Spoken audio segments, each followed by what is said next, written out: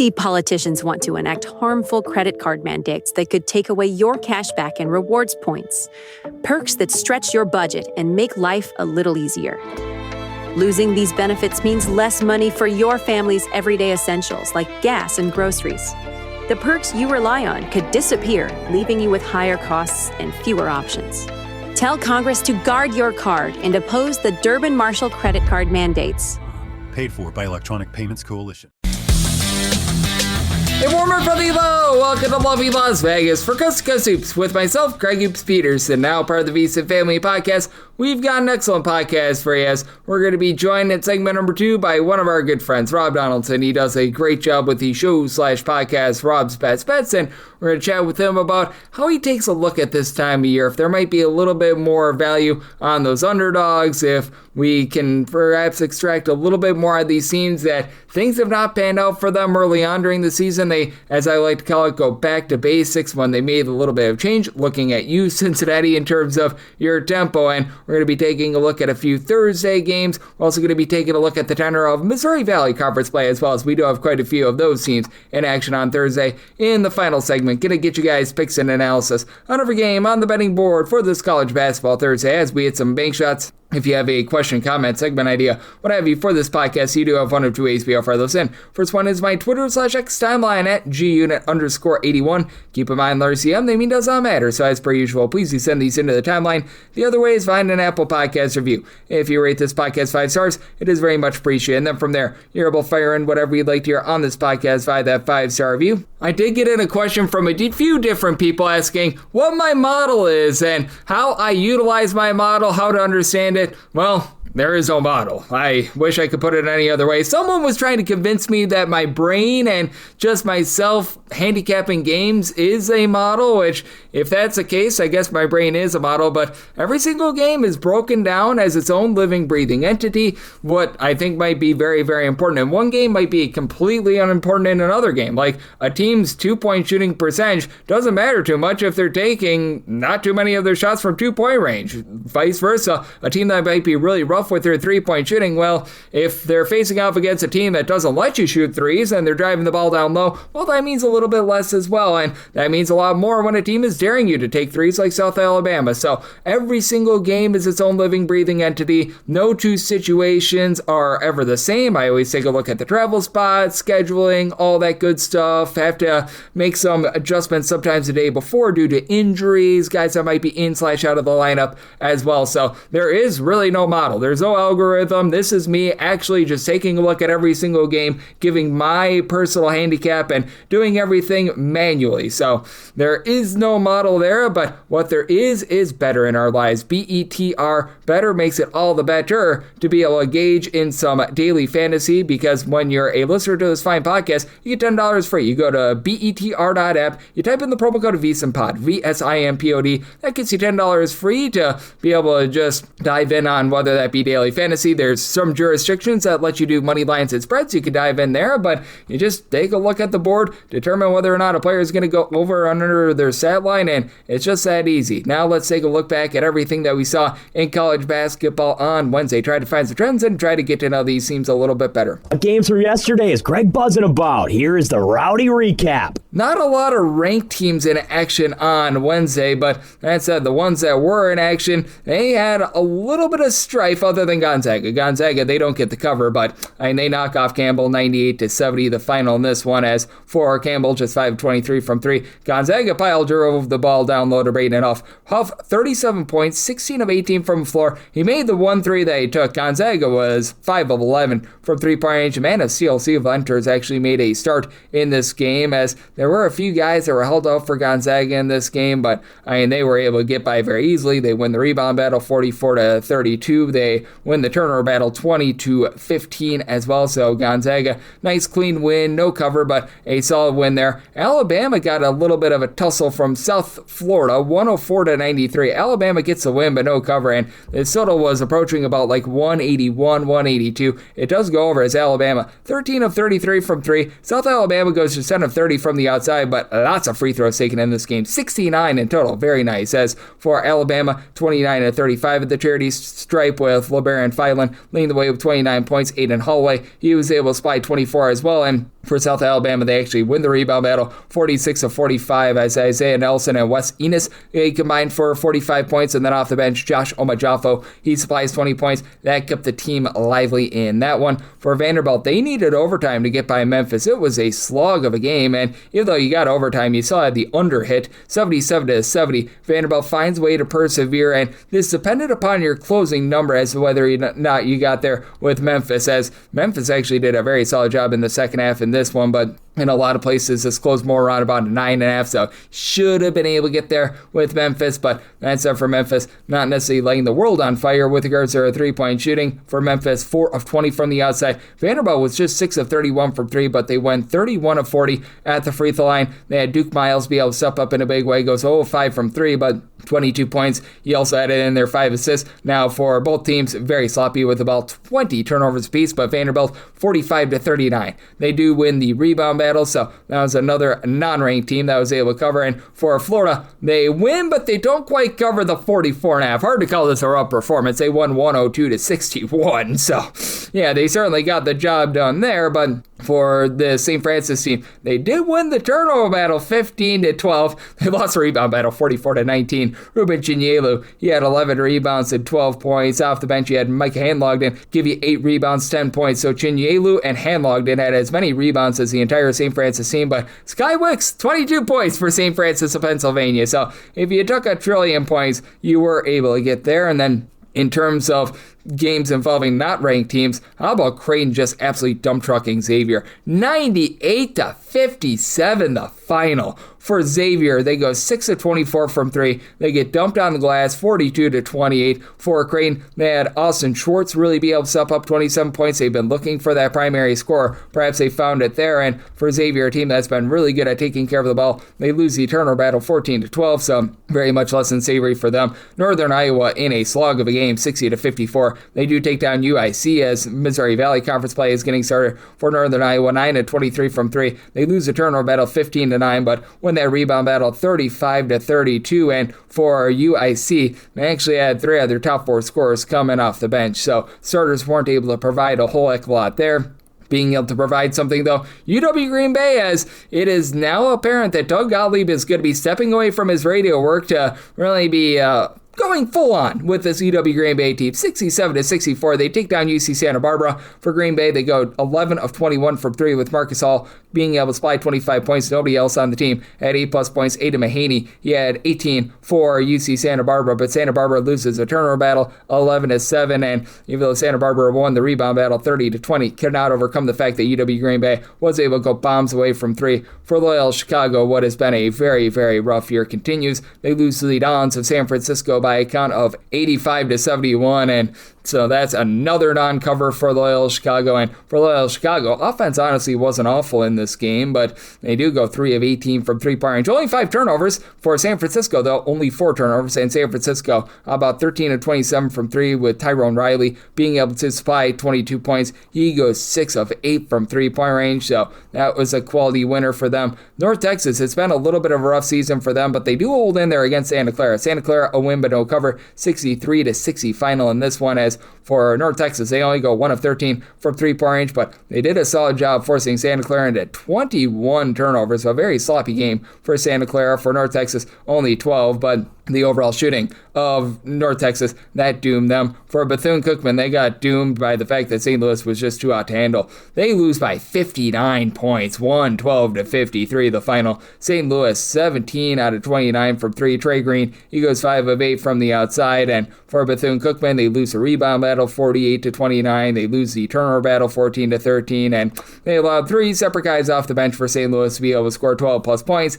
Not a great defensive showing out there. Not a great showing from Charleston. They do manage to be able to pull off the win, but they were trailing the Citadel at the half, 82-78 the final in this game. And for Charleston, they are getting a little bit healthier, but they are still without Mr. Dean, and Connor Hickman, he was able to slide the team with 15 points. And the reason why Charleston won this game, they went 31 of 41 at the free throw line. The Citadel won 6 of 10 at the charity stripe, but Citadel 14 of 37 from 3 and back-to-back covers for them. So yay verily there. And yay verily to Central Florida. They get the job done against Mercer, 81-63. The final for UCF, you had Riley Kugel be able to supply 16 points. JaMichael Silwell, another double-double, 12 points, 10 rebounds. As for Central Florida, they win the rebound battle 44-34. And for Mercer, 5 of 18 from three-point range, but doomed in by the fact that they had 17 turnovers in this game. That was a little bit less than amazing. This was pretty amazing, though, as you had Eastern Kentucky as a underdog go on the road. They get the job done against Jacksonville State, 62-59 the final. Eastern Kentucky goes 11 of 31 from three. They lose the turnover battle 17-10, but they won that rebound battle 38-31, so they find a way to persevere there. Nice money line underdog winner there. And for Marquette,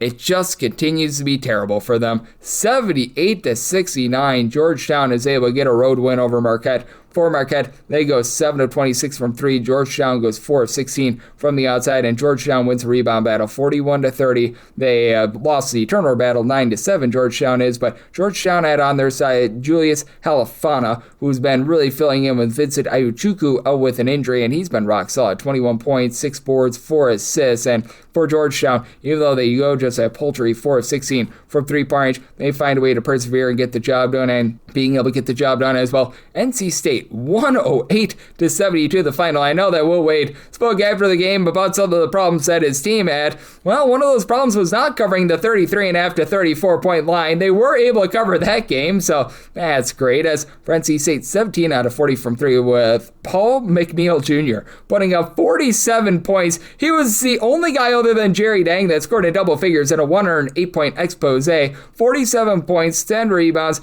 Now for NC State, they did also have Kadir Copeland be able to supply 9 assists, so he did a nice job doling out the ball there, but I mean, that was a vulgar display of power, and Pittsburgh had a nice big giant win and cover as well. They absolutely take it to Binghamton, 103-63 the final. How about 16 of 27 from three-point range for Pittsburgh? So we saw a lot of these larger favorites be able to come through, not necessarily so much ranked teams, but the unranked teams. Syracuse was not one of those, 76-62. They get the win, but no cover over Mercyhurst. And then you saw an unexpected slog between Middle Tennessee and Kennesaw State. Go Owls. This was a total that was approaching right around about the high 150s, 160, and 68-67. You saw Middle Tennessee get the job done, as and in this game it combined 64 points in the second half, and Kennesaw, they go 3 of 20 from three-point range. Kennesaw wins a rebound battle 44-39. You had Franquan Sherman off the bench supply 15 rebounds, but 24 points out of Kamari Lands. Long and winding road for him. He finds a way to be able to have a big performance, and that gets the job done for their team. And if you, like me, had the under in the Louisiana Monroe versus South Alabama game, just a rough beat to say the least. Louisiana Monroe gives up a 14-0 run at the end of regulation. That forces overtime, and for South Alabama, they win 96-92 in double overtime. This game was 71-57 with, I would say, about 2 minutes and 40 seconds remaining, and then all of a sudden things went very, very sour for Louisiana Monroe. South Alabama 9-30 from three, and for Louisiana Monroe, they actually go 19 out of 45 from three. Christian Lewis, 29 big points out of him, and for Louisiana Monroe, they win the rebound battle 38-33, but they lost the turnover battle 24-17, and I do have to have this up by midnight Pacific, 3 o'clock a.m. Eastern. We're just getting those late games finishing up as Stanford, they are putting the final touches on UT Arlington, up 76-60 with about 30 seconds remaining. They should be able to get the cover there. Right now, UCLA and Arizona State in a tight battle that is right now landing very close to the number, 59-50 with about 12 minutes remaining there. So we'll see which of those West Coast teams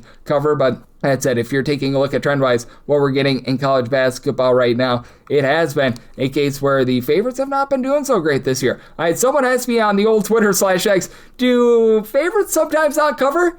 And the answer is yes. Favorites are right now hitting at about 50.6% against the spread, so they're not having a bad year thus far. 900, 877, and 32 against the spread. The under rate is right around about 50.5%, 902 unders, 888 overs, and if I'm not mistaken, about 20 or so pushes along the way as well. If you look at the last 7 days in college basketball, favorites, they have really been taking it on the chin. 91, 117, and 6 against the spread. That is about 44%, while the over rate has been very overwhelming. 113 overs, 100 unders, and a few pushes along the way. So that's where we're seeing college basketball right now, and that's where we're all getting trend-wise. Coming up next, how about if we do chat it up with our good friend Rob Donaldson of Underdog Fantasy and the Rob's Best Bet Show right here on Coast to Coast Hoops with myself, Greg Peterson, now a part of the Peace and Family Podcast. DC D.C. politicians want to enact harmful credit card mandates that could take away your cash back and rewards points. Perks that stretch your budget and make life a little easier. Losing these benefits means less money for your family's everyday essentials like gas and groceries. The perks you rely on could disappear, leaving you with higher costs and fewer options. Tell Congress to guard your card and oppose the Durbin-Marshall credit card mandates. Paid for by Electronic Payments Coalition.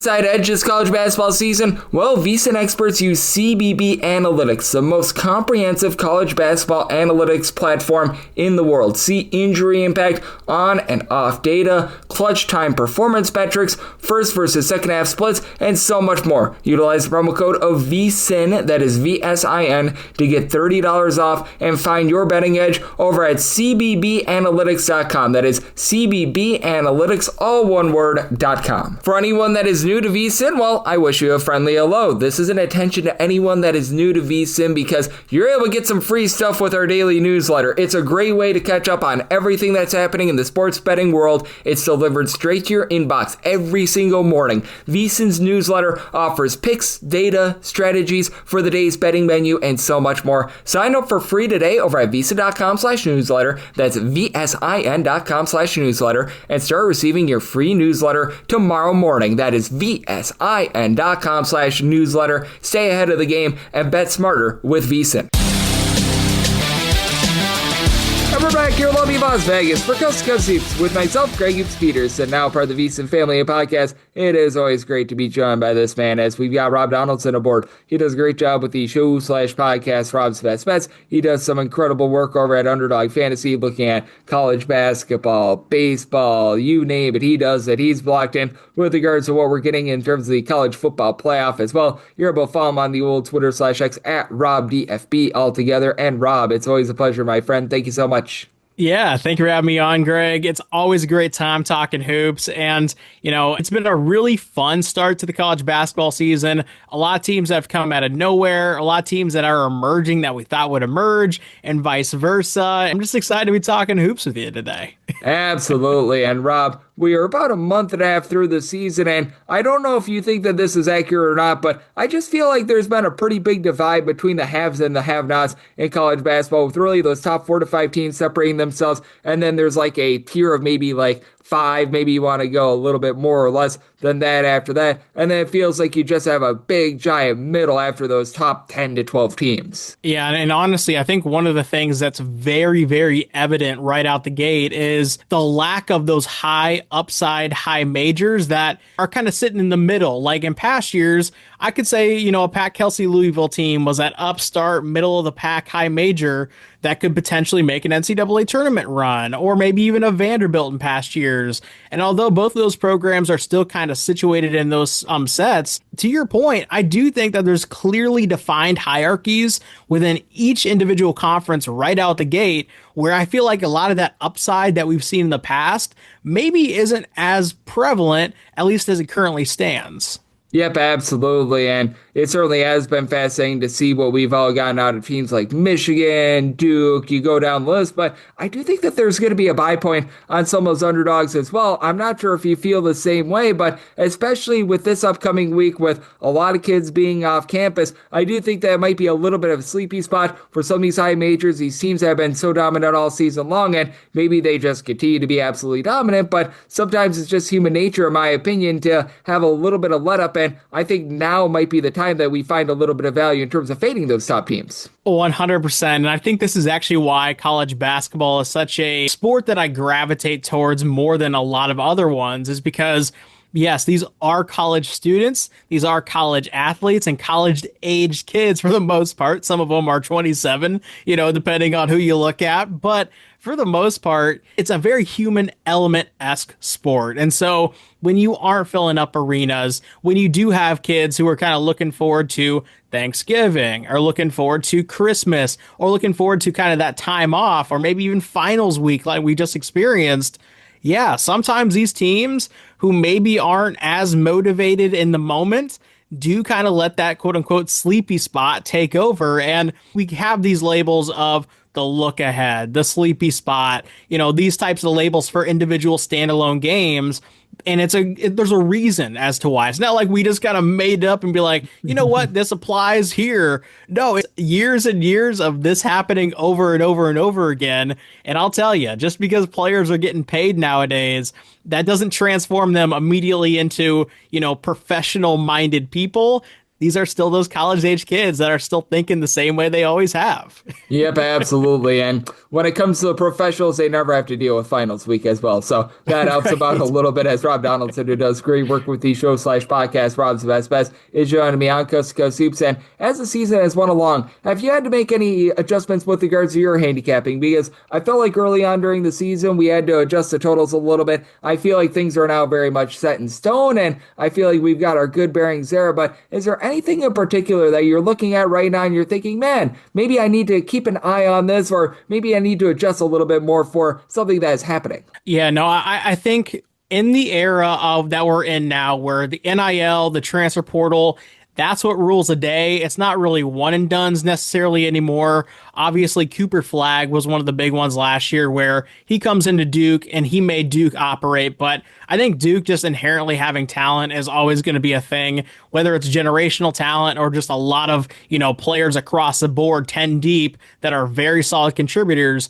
I think those types of programs will always be those types of programs. Now, there's a lot of programs that are kind of in the middle or maybe on the outside looking in that have really tried to use NIL and the transfer portal to get their program off the ground and to another level. And I think of, Kansas State over the years. I look at Texas A&M right now. Heck, I even look at, a Florida State squad with a new look regime. And some of these just flat out have not looked great despite some early season success. And I think that's ultimately what's going to come down to for a lot of these first-year head coaches, maybe taking over a job that I think is a little bit over their skis. I mean, I look at one of my favorite things with coaches is looking at what they've accomplished prior to this job if they're at a high major. For example, Pat Kelsey did it at Winthrop. He did it at Charleston. Now he's doing it at Louisville. Well, some of these coaches that are maybe at Syracuse or Florida State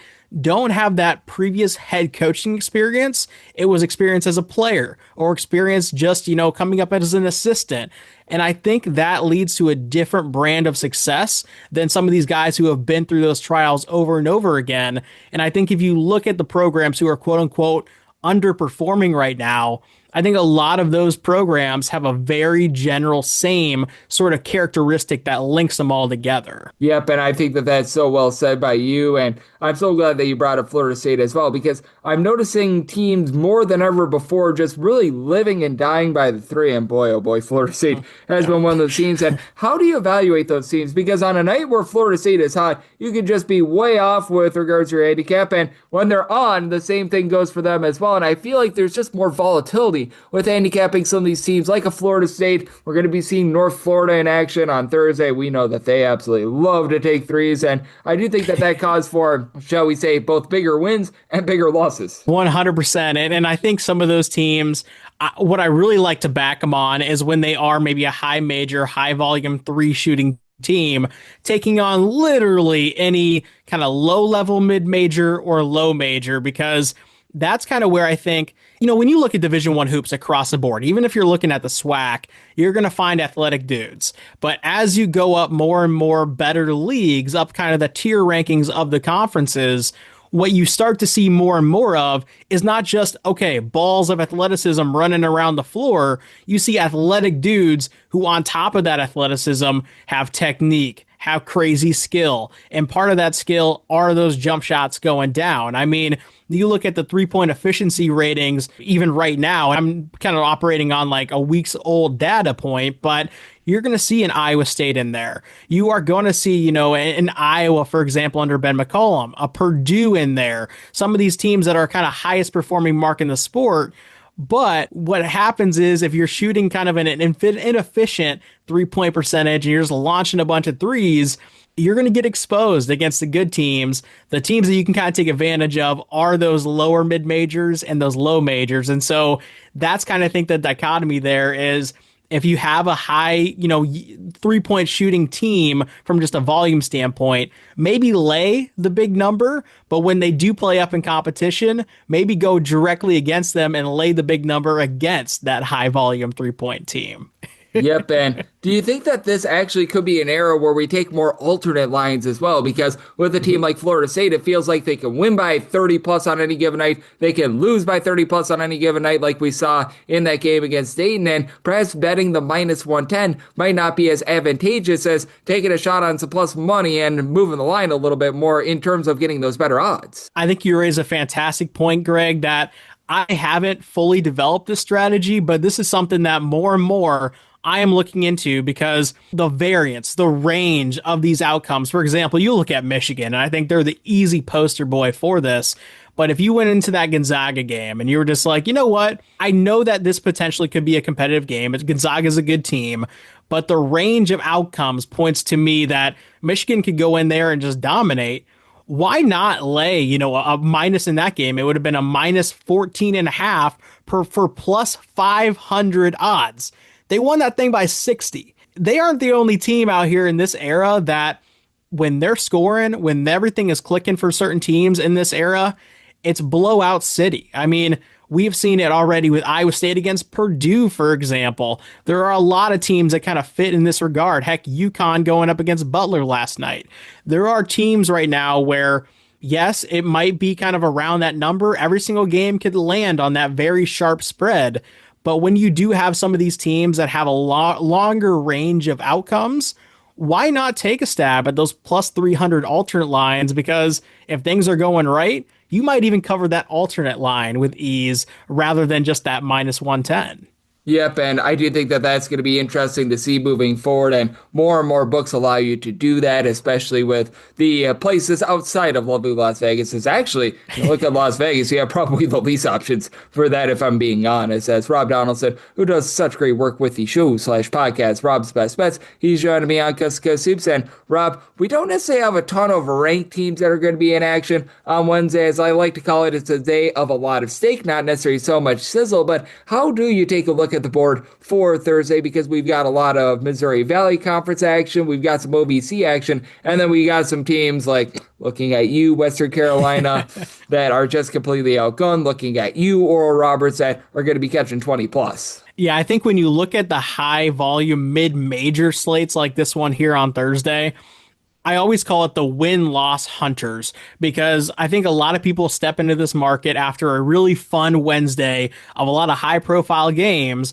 and they say, you know what I want to do? I want to continue to bet college basketball. Yesterday was a blast. And so they'll look at the maybe 7-4 Furman team laying a modest number against a 4-7 Manhattan and do their analysis that way. And from my vantage point, that's kind of where I look to edge out some value, because as we know, a lot of these mid-majors in the early goings of a season, when they're not playing conference play, are testing themselves against upper-high majors. And so one of the matchups that I key in on that includes two major brands, but I think a number that I'm willing to lay is actually Murray State taking on Drake, because I do think that Drake is going to be better as the season goes on.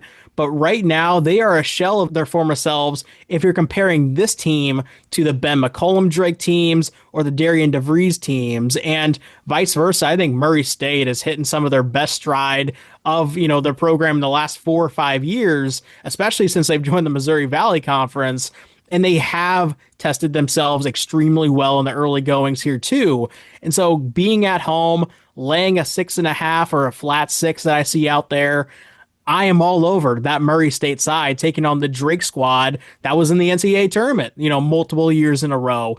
I think that's a great kind of fade the big brand sort of spot there. And if you go down the list, you're going to see a number of those opportunities with, I'm just kind of throwing another one out here. But if you look at, say, Oral Roberts, and they're catching 24.5 against a TCU team that just struggled mightily against Incarnate Word. Well, if you actually have watched Oral Roberts over the past couple of years, they are not the Paul Mills, Max Asmus Oral Roberts. They are a shell of that. And although TCU has had their issues with these low majors, I think that's a game where TCU could just crank it up and, again, cover not only the 24.5 minus 110, but maybe a 38.5 at plus 400. And so that might actually be something that I implement right out the gate here on Thursday. Yep, and I love that approach from you. And I want to throw this out here as well. How much do you take a look at teams that have maybe struggled to begin the season and try to get back to their roots? Like, I'm looking at a Cincinnati, for instance, that they have been playing way too fast for their own good. I'm banking on them trying to dial it back a little bit more. You mentioned that Furman versus Manhattan game. Manhattan has cranked up their tempo. It's clearly not worked out without Will Sidner. I think that they might be looking to play a little bit more slowly. I'm actually in on the under of that game. Is that something that you take a look at this time of year, or do you think that these teams pretty much are what they are at this point? No, I think there's so much development yet to be had. And I think, honestly, when you look at the college basketball season in its full encapsulation, there are 4 different chapters to a season where I sort of evaluate each team in that sort of vacuum or chapter that they're currently in. And so once we kind of hit this conference play stretch, once these mid-majors and low majors start actually matching up against mid-majors and low majors, rather than Manhattan going up against Texas A&M and College Station, I feel like that's where we're actually going to see these teams take that next level stride. And so, yeah, when you're looking at a slate like this, I ignore the win-loss records. I ignore what their efficiency numbers are in the early goings, because when you're going up against a really good team and you're an aspiring athlete at a very underdog-heavy school taking on that big university, you are going to press. That's just the human element that can sometimes come out in those tough road environments.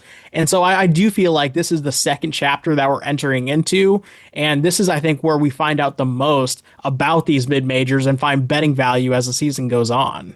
I'm right there with you, and I do think that it's going to be a fun slate that we've got on this Thursday. Like I said, not necessarily a lot of ranked teams, but we are going to have a lot of MVC action. I know you were breaking down the Drake versus Murray State game, and I do want to get your thoughts on Bradley versus Indiana State as well, because Bradley's a 3.5 to a 4.5 point favorite. That totals 145.5, and that's another Bradley team where it feels like they've turned over a little bit of a new leaf this year. They were a really good 3-point shooting team last year, but Indiana State's issue ever since they lost there are guys like Robbie Avila, Josh Schertz, and that system as well. It feels like the big drop-off was taking care of the ball, and now Bradley has really generated a lot of turnovers. I look at that 3.5 to 4.5 point line, and I feel like this is just actually a good matchup to be able to lay a modest number with Bradley because, again, as you were saying, the Indiana State teams that we're used to from the last few years, they're not quite the same. Yeah, and I think there's a lot of things lining up there that we've already talked about where Indiana State does have that kind of brand reputation. They also have a 7-4 win-loss record, which matches Bradley. And so if you're looking at, okay, the brand is there, a modest-looking, decent win-loss record, well, once you actually start to dive into Indiana State and how they performed this season, I thought they actually played relatively well in kind of matching Milwaukee last time out. But outside of that, I thought they've looked really, really shaky in a lot of their outings this season. And although Bradley started off the season, I think, in really terrible fashion where they couldn't hit a jumper and they played kind of shaky defense, which is supposedly going to be a Bradley staple every single year. Well, over the last couple of weeks, they've actually really started to round into form. They are definitely playing their best basketball right now. And so although they're heading over to Terre Haute, they're going to be taking on a big brand Missouri Valley team. To your point, laying the 4.5, that modest line, that's actually where I'm aligning with you and 100% going to be betting Bradley because it just kind of aligns with all the different angles that we've already talked about in this episode. Absolutely. I do think that it's going to be a lot of fun to see what we get on this college basketball Thursday. I know that you, Rob, are doing such an excellent job taking a look at college basketball, but also you're getting set for bowl season. You're doing a great job on the NFL and so much more. So let the good people at home know it's all on tap for you and how people can follow along on social media and other platforms. Well, hey, Greg, it's always a blast talking hoops with you, my man. And for those who want to follow my bets on a nightly basis here in college basketball or in college football, make sure you're following me over on my YouTube channel at Rob Donaldson and also on my Twitter/X page at RobDFB. But as always, Greg, I appreciate having me on, man. It's always great to be able to get Rob aboard every single time he joins me. He lends such great insights, and he did so once again today. So big thanks to Rob for joining me on Coast to Coast Hoops, now part of the Davison Family Podcast. And coming up next, it is that time of the podcast. I give you picks and analysis on every game on the betting board for this college basketball Thursday as we hit some bank shots. see politicians want to enact harmful credit card mandates that could take away your cash back and rewards points. Perks that stretch your budget and make life a little easier. Losing these benefits means less money for your family's everyday essentials like gas and groceries. The perks you rely on could disappear, leaving you with higher costs and fewer options. Tell Congress to guard your card and oppose the Durbin-Marshall credit card mandates. Paid for by Electronic Payments Coalition. And we're back here in lovely Las Vegas for Coast to Coast Soups with myself, Greg Hoops Peterson, now part of the Visa Family Podcast. Always great to be joined by Rob Donaldson, who does such a great job over at Underdog Fantasy, the Rob's Best Bet Show over on youtube.com/Rob Donaldson, and so much more. Every single time he joins me, lends such great insights, and did so once again today. So big thanks to Rob for joining me in the last segment. Now it is that time of the podcast. I give you picks and analysis on every game on the betting board for this college basketball Thursday as we hit some bank shots.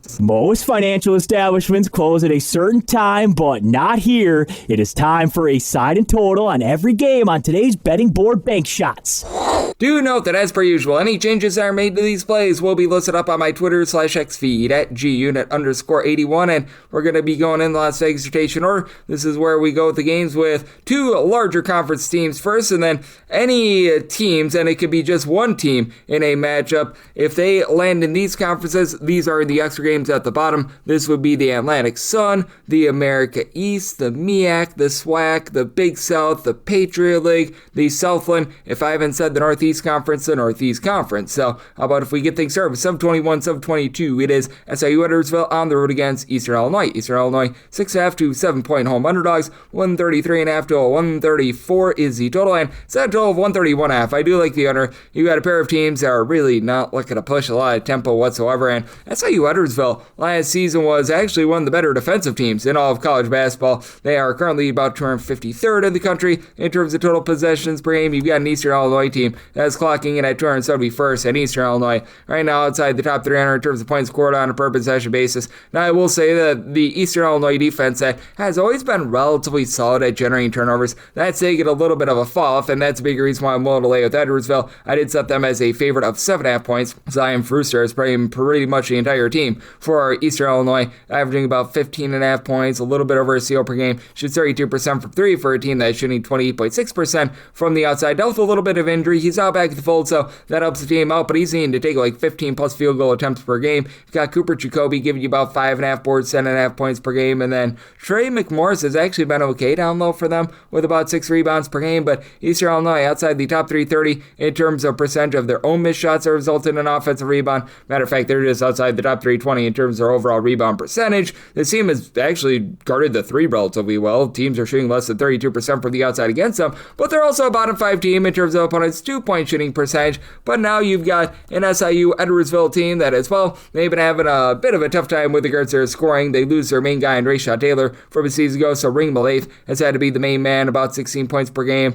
Team as a whole shooting about 31.5% from the outside, with Jordan Pickett shooting about 35.5% from 3-point range, 8.5 points per game. And for Edwardsville, they've done a relatively solid job on glass, top 125 team in terms of rebound percentage. They're a top 50 team in terms of opponents' 2-point shooting percentage, and still a top 175 team in terms of turnovers forced on a per possession basis. They've done a better job than Eastern Illinois of taking care of the ball, with Edwardsville top 150 team in terms of fewest turnovers on a per possession basis. Eastern Illinois turned the ball over 14 times per game. I do think that it's going to be a slow, controlled game, so I set my total 131.5. I like the under, and with Edwardsville, want to lay it at 7 with them. 723, 724 on the card. Appalachian State plays us Coast Carolina. Coast Carolina, the Chanticleers are a 3.5-point underdog. 134.5 to 135.5 is the total, and I did set a total of a 132. I like the under. Appalachian State just playing so slowly this year, and Coastal Carolina has actually bumped up their tempo. Coastal Carolina now a mid-tempo team, so they've been able to crank things up a little bit more. Appalachian State 352nd in all of college basketball in terms of total possessions per game, and they should be able to get their style here because Coastal Carolina really doesn't force a lot of ball pressure. They're outside the top top 320. In terms of turnovers forced on a per possession basis, Appalachian State really not going to force the issue either. They're outside the top 275 in terms of generating turnovers. For Appalachian State, to their credit, they're a top 125 team in terms of percentage of their missed shots that result in an offensive rebound, but they also allow a lot of second chances as well, outside the top 250 in terms of defensive rebound percentage. And I did set Appalachian State as only a 2-point favorite. I'm willing to take the points with Coastal Carolina, mainly because I think that this is going to be a close game, and Appalachian State actually has been a top 80 team in terms of their 2-point shooting percentage.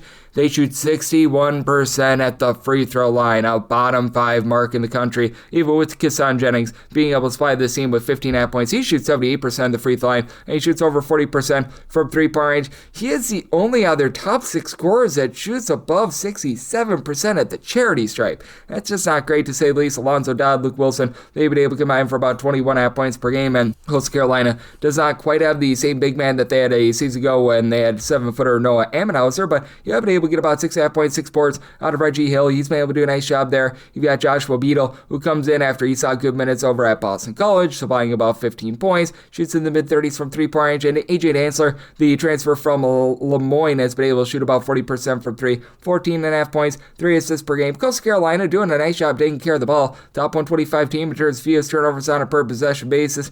Also a team that, again, they're not generating any turnovers whatsoever. They have done a great job, though, in terms of their overall shooting defense. Top 125 team in terms of opponents' 2-point and 3-point shooting percentage. So I do think that this is going to be a rather slow, rather controlled game. And for Coastal Carolina, they aren't allowing a lot of second chances as well. Top 100 team in terms of defensive rebound percentage. So I'm willing to take anything above 2 with Coastal Carolina. Set a total of about 132. So also in on the under. 725, 726 on the card. Indiana State plays those to Bradley. The Braves of Bradley are 3.5 to 4.5 point road favorites. 145.5 to 146.5 is the total. And I set Bradley as a 4-point favorite. Anything above 4, I'm willing to take with Indiana State. Right now I'm seeing mostly 3.5, so, and I would be willing to lay a 3.5 right now with Bradley, mainly because with Indiana State, they're just too sloppy with the ball for my liking. They're outside the top 250 in terms of ball security. They've done a better job in terms of guarding the 3-point arc, and Bradley last year was a top 5 team in terms of their 3-point shooting percentage. They've had to undergo a little bit of a makeover, losing a lot of those guards from season ago, and they've actually done so very well. They're doing a nice job taking care of the ball, a top 100 team in terms of turnovers on a per possession basis on offense, and then defensively, this has been one of the best ball hawking teams in all of college basketball, which is very big when I just mentioned the fact that Indiana State, they do have so many turnovers that it's not even funny. With Bradley, in terms of turnovers forced on a per possession basis, they are number 8 in all of college basketball, and for Bradley, you've been able to get a lot of production out of Jaquan Johnson, right now supplying 18 points, 3.5 steals, shoots nearly 40% from 3.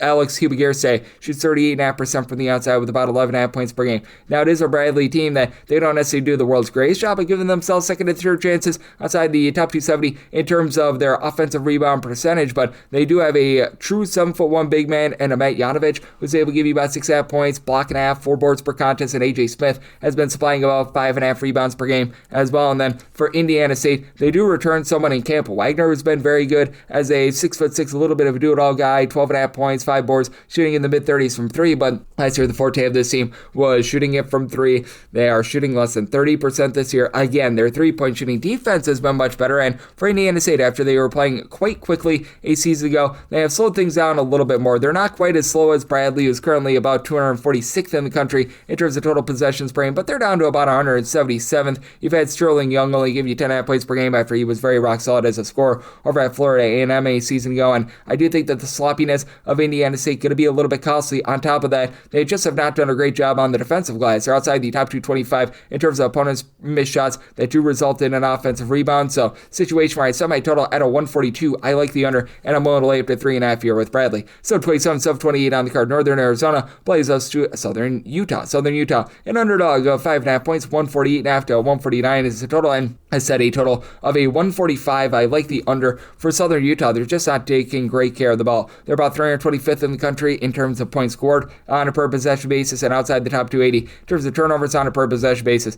Southern Utah does a great job of running you off the 3-point line. They're a top 45 team in terms of opponents' 2-point shot rate. That's just the percentage of opponent shots that come from inside the three-point line, but they're outside the top 275 in terms of opponents' two-point shooting percentage. They're outside the top 275 in terms of opponents' three-point shooting percentage. So Utah, top 225 team in terms of rebound percentage. They haven't been too bad there, but I mean, they have a lot of warts. You've got Jaden Faroa, who comes over from Holy Cross. He's been solid. 2 blocks, 12.5 points. He shoots 37% from three-point range. And Elijah Duvall has been able to supply about 14 points, 3.5 assists per game as well. But man, oh man, you've got a lot of issues with this team. Isaiah Cottrell has been just banged up throughout his career. He's been able to give you about 6 rebounds per game, so he's doing a little bit of a better job on that front. But you just have a team that doesn't take great care of the ball. They shoot 31% as a collective, and on the other end, you've got a Northern Arizona team that isn't quite the same team on the glass that they were a season ago. Last year, they were a top 40 team with regards to defensive rebound percentage, but you've got Zach Davison stepping up with 16 points, 5.5 rebounds per game. You've actually got 3 separate guys that give you at least 5.3 rebounds per game for Northern Arizona. They're not a team that is going to really do an amazing job in terms of guarding the three-point line. They're line teams that shoot about 34.5% from the outside, but this team has done a nice job in terms of generating turnovers. Top 175 team in terms of turnovers forced on a per possession basis. Ryan Abelman, he has been able to give you those steals. 2 steals, 11.5 points per game, shoots 37.5% from 3. Arnie Ojenik, he's been able to give you about 10.5 points. He throws in there about a steal and a half per contest as well. I do think that this is going to be a little bit more of a control game, even though Southern Utah is in the top 75 in terms of total possessions per game. Northern Arizona, a bit more of a mid-tempo team. They're about 208th in terms of total possessions per game, but Southern Utah, I think, is just way too sloppy in this game, and even though they pile drive teams inside, they don't do a great job with that interior defense. I'm willing to lay up to 9 with Northern Arizona, set them as a 9-point favorite, and on the under, set my total 145. 729, 730 on the card. It is Georgia, and they play us to Western Carolina. Western Carolina is an underdog of 35.5 points, 165.5 to 166.5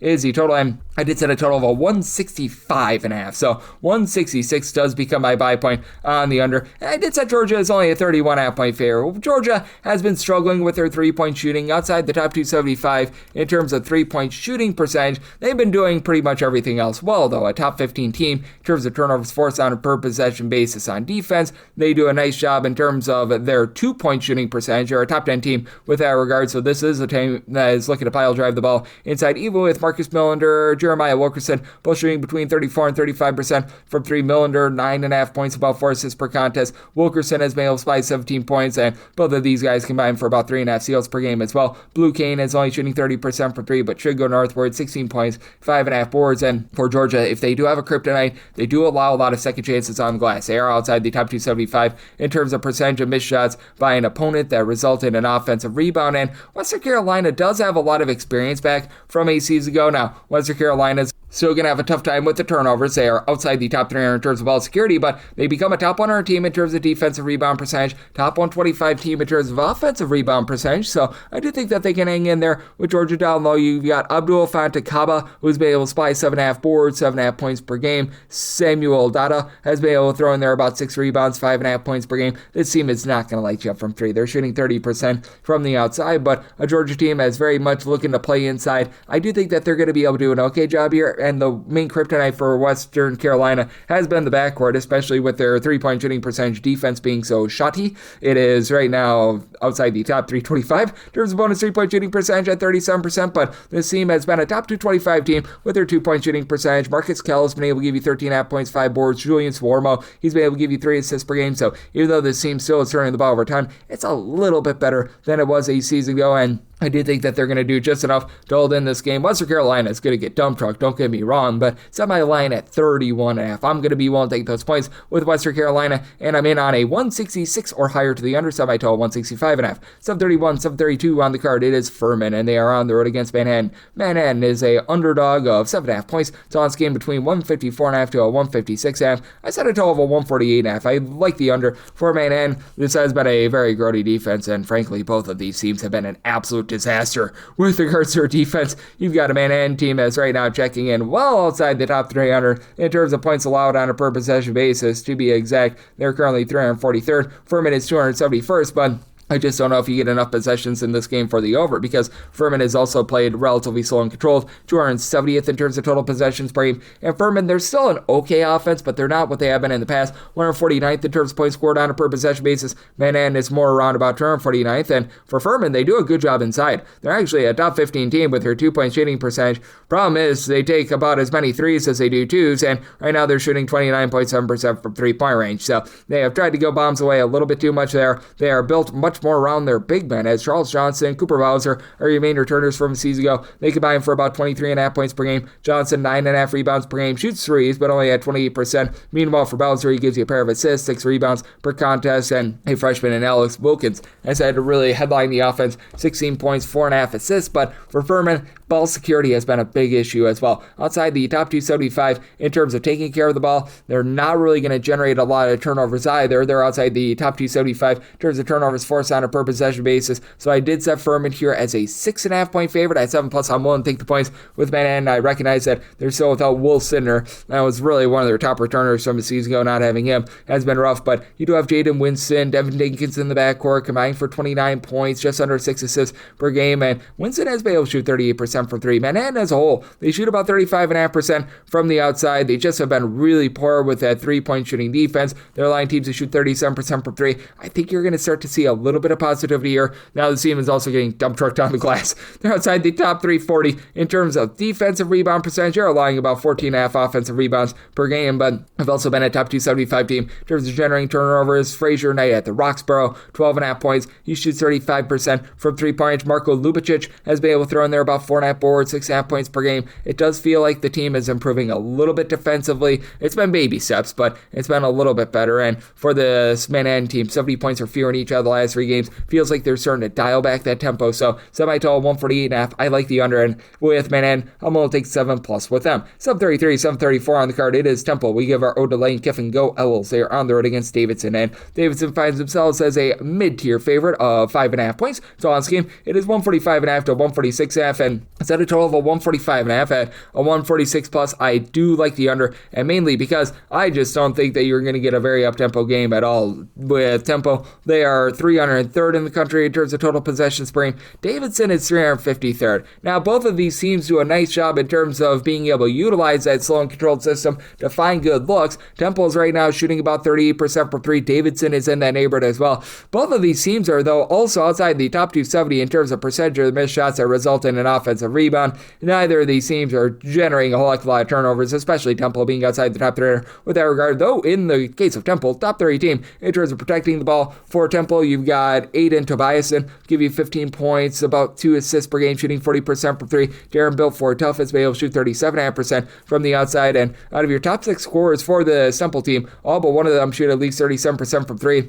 Now with Temple, they are about 300th in the country in terms of opponents' 3-point shooting percentage as well. That's a big issue, and for Davidson, this is not necessarily a rock with regards to their 3-point shooting defense, but they're solid. They're a top 130 team in terms of opponents' 3-point shooting percentage, much better at guarding the perimeter and much better at generating turnovers than Temple, so I did have to give them a nice little booster here. Set my line at 7.5. I'm going to be willing to lay it, and especially with this Davidson team, even though they do shoot 39.5% from 3, they do a nice job on the interior as well. Top 125 team with regards to their 2-point shooting percentage. You've got Hunter Adam, who has come off the bench, giving you 9.5 points, shooting 52% from 3. Should see a little bit of regression there, but each out of your top 7 scorers shoot at least 35% from 3 for Davidson. They play some good positionless basketball. Josh Scovins, 11 points, 4 rebounds per game. Now, again, a team that's not going to generate any second chances whatsoever, and that's a big reason why I'm in on the under. It's sort of making it take it basketball, and it's going to be low tempo, but I do think that Davidson is a stronger team inside, even without having a single guy that gives you over 5 rebounds per game. Set my line at 7.5. I'm willing to lay with Davidson, and I'm going to be in on a 146 or higher to the under. 735, 736 on the card. It is Murray State. They play us in Drake, and the Drake does find themselves as a underdog of 6.5 to 7.5 points. 159.5 is the total. I actually set a total of 149.5. I'm going to be in on the under. I just love the way that Drake has been able to slow down games all season long, and their defense has traveled very well. They're a top 35 team in terms of points allowed on a per possession basis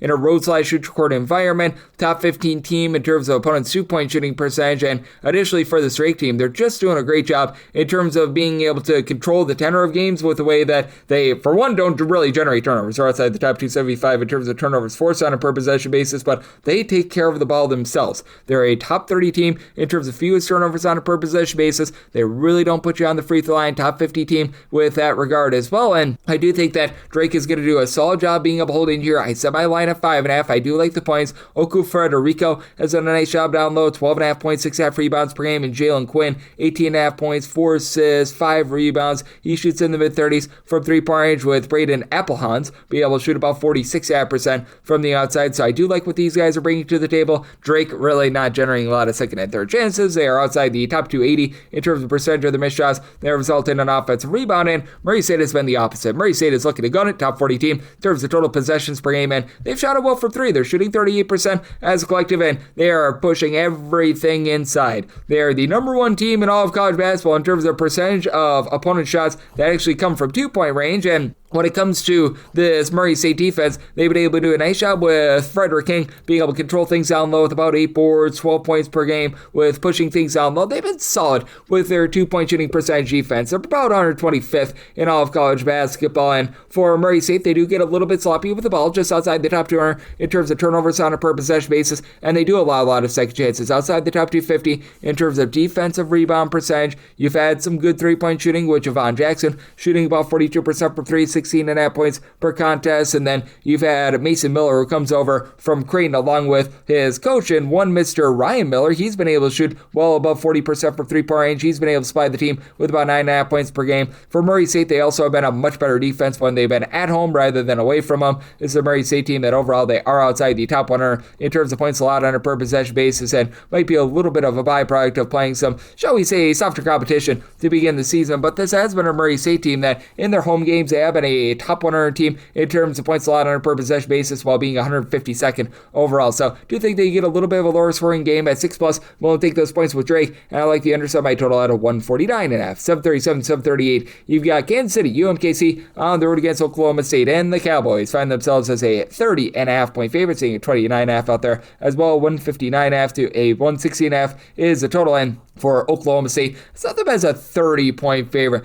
Between 29.5 and 30.5, I would rather take the 30.5, mainly because I do think that Kansas City is actually slowing down and they're getting back to their more defense-oriented roots, so I'm going to be in on this total under. For Kansas City, it's just been an absolutely brutal year for them as they have absolutely no 3-point shooting whatsoever. This team is shooting only about 28.5% from the outside. That's outside the top 330 in all of college basketball. All will turn the ball over 15.5 times per game. I think that this team is finding out very, very quickly that they were trying to go too fast to begin the season. 95th in the country in terms of total possessions per game, and they're playing against an Oklahoma State team that they do love to gun it. Oklahoma State, 10th of the country in terms of total possessions per game, and with this UMKC team, they've had Jason Petty be able to step up recently. He and Uriah Evans are combining for about 23.5 points per game now. Neither guy is shooting above 30% from 3-point range, but for Petty, he's been able to supply at least 9 points in each of the last 4 games, so that's been a nice little shot in the arm. And typically, UMKC is able to base things down low. They've got Jerome Palm, who comes over from Valparaiso, so he'll give you about 7.5 rebounds per game. They just haven't been that same rebounding team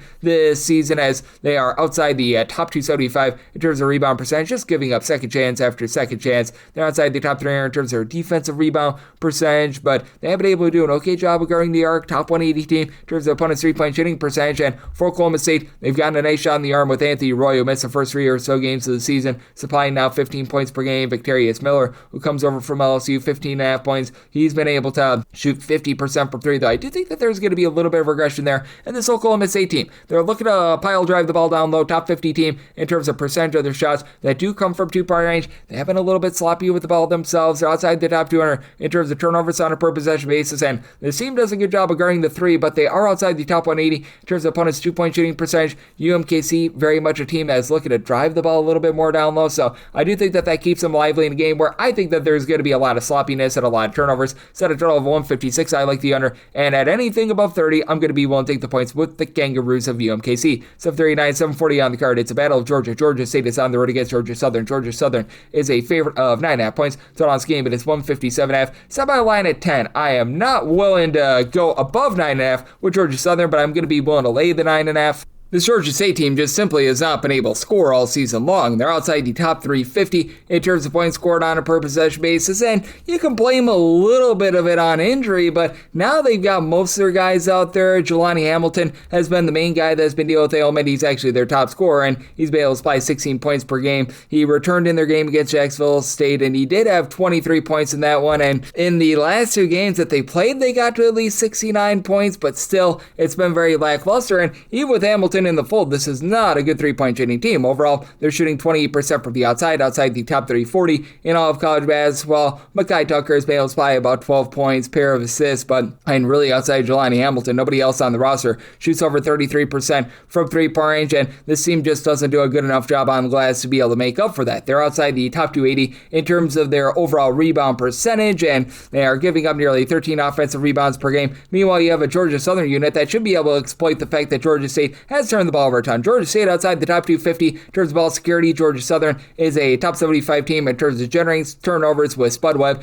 give you 16 points, 2 steals, doesn't necessarily pop it from three, but Tyron Moore, who was over at UAB last season, 2 years ago, he was this team's top scorer. He's come back to give you 12.5 points, a steal, shoot 43% from three-point range. Georgia Southern has done a pretty solid job in terms of guarding the outside, allowing teams to shoot less than 32.5% from three. Now, they are giving up a lot of second chances outside the top 300 in terms of defensive rebound percentage, but they are a team that's also a top 150 team with regards to their own two-point shooting percentage, and for Georgia State, this has not been a team that's been very good on the glass. I do think that this is going to be a bit more of an up-and-down game, as Georgia Southern, one of the quickest teams in all of college basketball, 40th in the country in terms of total possessions per game. Georgia State, not fast, not slow, about 137th in the country, so I did set a total here of a 152. I'm willing to lay 9.5 with Georgia Southern. I just don't know if Georgia State does their part with this total, so I'm also going to be in on the under. 741, 742 on the card. Oral Roberts is on the road against TCU. TCU is a 24.5 point favorite. 149.5 to 151 is the total, and with TCU, I did set them as a 23.5 point favorite. 24 becomes my buy point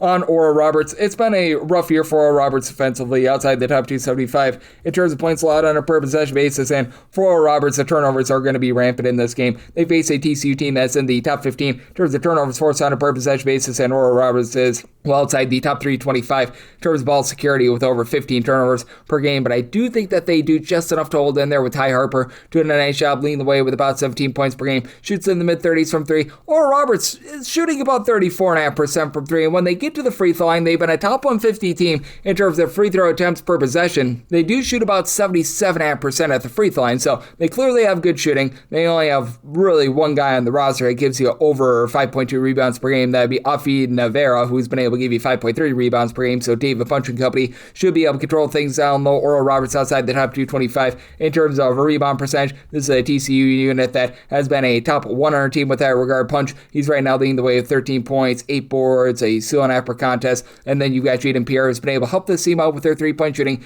42% from the outside, but it is a TCU team that's outside the top 225 with shooting 32.5% from three. Offense is pretty pedestrian. They're just inside the top 200 with regards to their own two-point shooting percentage. Again, they do such a great job defensively, top 40 team in terms of points allowed on a per possession basis, but I do think that Oral Roberts is going to be able to do just enough to hold in there even with the turnovers, because I do think that Oral Roberts finds a way to get to the free throw line, and I do think that they're going to do just enough in terms of being able to get some good looks from three against a TCU team that has been outside the top 160 in terms of opponents' three-point shooting percentage. So did set a total here of a 151.5. You've got a pair of teams that do rank in the top 120 in terms of total possessions per game, so in on the over and the points with Oral Roberts. 743, 744 on the card. Southeast Missouri State is on the road against Tennessee Tech, and Tennessee Tech, a home underdog of 2.5 points, still on this game, 154 to a 155.5. Set Southeast Missouri State as a 2-point favorite, so 2.5 plus does become my buy point on Tennessee Tech. Tennessee Tech does have some ball security issues and did lose that main rebounder from a season ago, Daniel Igbeniwe, and they've only got one player right now that's giving you over 4.7 rebounds per game, and that would be Jacoby Whitted, who's been able to give you about 5.5 rebounds per game. Danny Pounds has actually been able to give you about 5 boards per contest as well, so he's been able to step up a little bit, but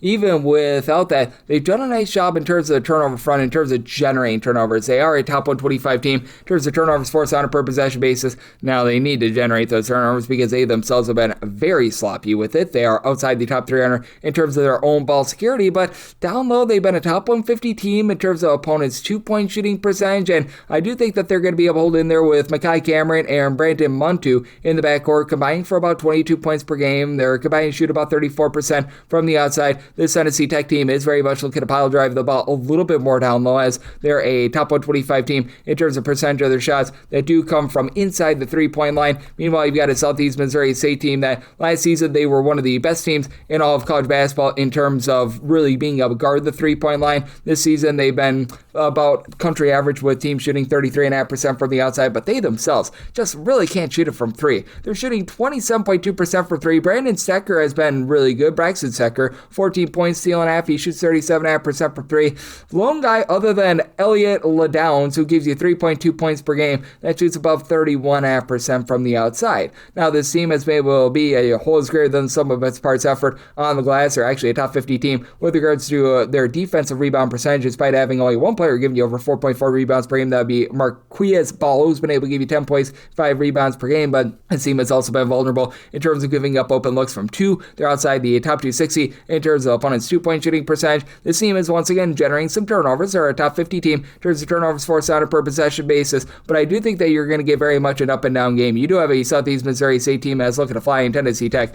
They are a team that has been playing very, very up-tempo with Tennessee Tech, 63rd in the country in terms of total possessions per game, with Southeast Missouri State about 68th in the country. So I do think that in an up and down game, you get a nice scoring expose, but I do think that the turnover is just a little bit too much for you to be able to get the over. Semi-total 154, so 154.5 plus in on the under, and at 2.5 plus, I'm going to be willing to take those points with Tennessee Tech. 745, 746 on the card. Western Illinois is on the road against Lindenwood. Lindenwood is a 13 to a 13.5 point favorite. Totals between 144.5 to 145, and I said Lindenwood as a 13.5 point favorite. I'm willing to lay up to 13 with them. Lindenwood has been very sensational in terms of generating turnovers, and they're not so bad on the glass as well. At home, teams are only grabbing about 14.3% of their missed shots as an offensive rebound. Now, if you look at them on the road, it's a little bit more rough, but for Western Illinois, right now, in terms of their road defensive rebound percentage, they are allowing teams to grab about 34.7% of their missed shots as an offensive rebound. That is well outside the top 300 in all of college basketball. And this is a Lindenwood team that has been able to do a very good job in terms of generating turnovers. Top 135 team in terms of turnovers forced on a per possession basis. And for Western Illinois, they lose a lot of their main backcourt from season ago, so they've had a very difficult time taking care of the ball outside the top 225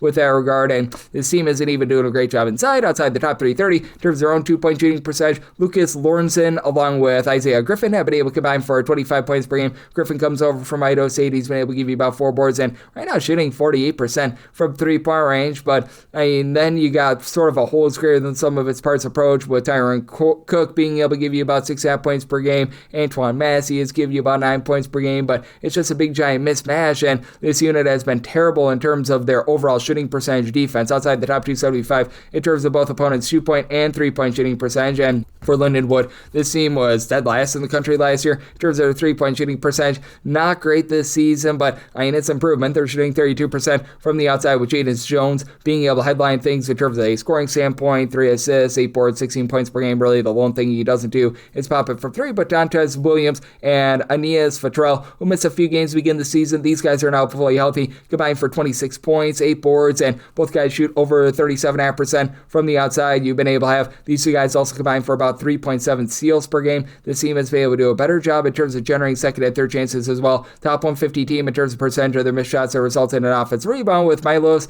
Nededic. Hopefully I got that correct. He's been able to give you about 7 boards, a steal per contest, and really for this Lindenwood team, each of your top 6 scorers are all give you at least a steal per game. And Makai Cooper, who comes over from the MAC, only give you 7 points per game. I think that he improves that a little bit. So I did set Lindenwood as a 13.5 point favorite. I'm going to be willing to lay up to 13 with them. Lindenwood, top 75 team in terms of total possessions per game. Western Illinois outside the top 250. I do think that the turnovers cost you an over, so I did set my total at a 143.5, like the under, and I'm willing to lay with Lindenwood. 747, 748 on the card. UT Martin is on the road against Tennessee State. Tennessee State, a 2.5 to a 3.5 point favorite. 143.5 to 144.5 is the total, and I set a total here of a 151. I do like the over for Tennessee State, top 75 team in terms of total possessions per game. Now, the offensive execution has not been great. They've been well outside the top 225 in terms of points scored on a per possession basis. basis, but this is also a team that they do a nice job in terms of generating turnovers. For Tennessee State, 46th in the country in terms of turnovers forced on a per possession basis, and UT Martin is about 138th. Both of these teams having a very tough time taking care of the ball. Tennessee State 309th in terms of turnovers on a per possession basis. UT Martin is 357th, but with this UT Martin squad, they've also been able to do a really nice job in terms of guarding the arc. Teams are shooting less than 30% from three-point range, and I did set Tennessee State as the underdog in this ordeal, so I'm going to be willing to take a shot on UT Martin on the money line with this UT Martin team. I do think that just the overall versatility that you've got along the perimeter is so big with them. You've got Mateus Denisis, who's been your main scorer with about 13.5 points per game, while Andrea Brukmovic has been able to give you about 14.5 points,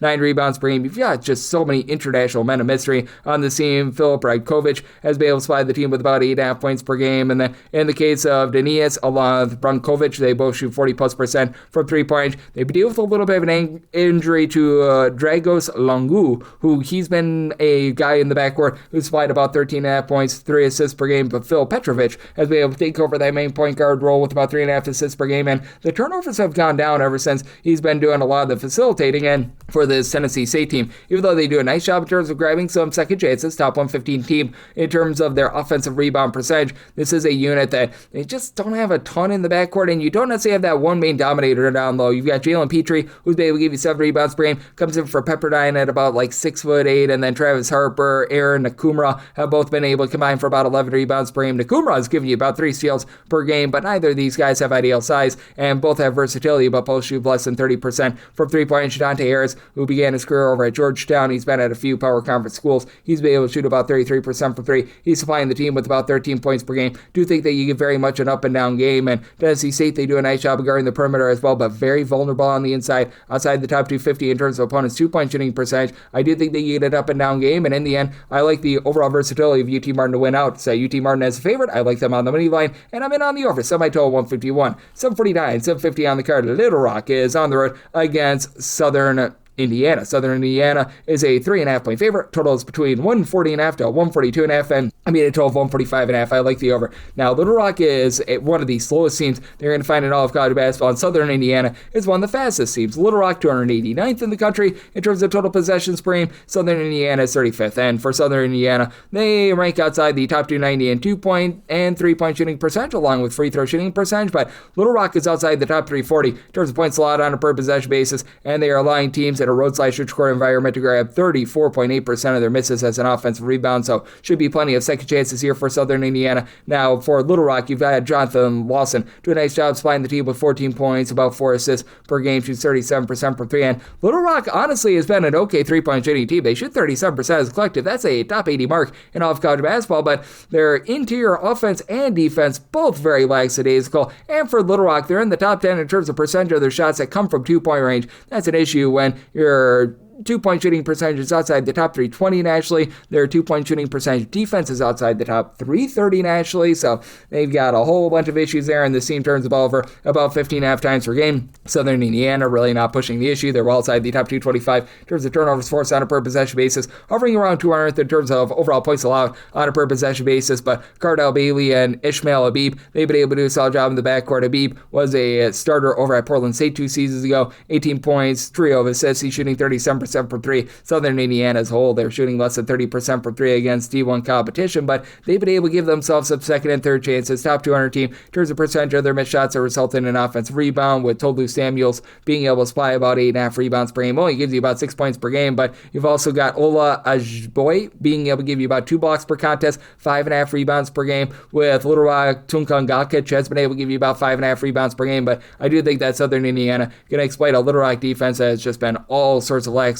to be able to get the job done. So I total 145.5. I like the over, and I'm going to be willing to lay up to 5 here with Southern Indiana. 751, 752 on the card. Louisiana is on the road against Southern Miss, and Southern Miss finds themselves as a pretty sizable favorite. You're going to be laying with them 12.5 points on this game, but it's 131.5, and I did set Louisiana as a 17.5 point favorite. I'm going to be willing to lay with Southern Miss. Southern Miss has been pretty exceptional at being able to give themselves second and third chances, and for Louisiana Tech, man, oh man, they're just not doing anything right. Louisiana Tech 361st in the country in terms of points scored on a per possession basis, 346th in terms of turnovers per possession, and defensively they're a little bit better, but still they're about 238th in all of college basketball in terms of points allowed on a per possession basis. And you've got a Southern Miss team that has been able to do a very solid job in terms of giving themselves second and third chances. About 36% of their missed shots at home result in an offensive rebound, and they're good at generating turnovers. 83rd overall in terms of turnovers forced on a per possession basis. If you look specifically at their home games, they're actually number 1 in all of college basketball. I think that there's going to be a little bit of regression there, but with Southern Miss, I did have to set them as a 17.5 point favorite because I do think that they dominate this game with having the two best players out there on the floor to leak weeks, along with Isaac Tavares.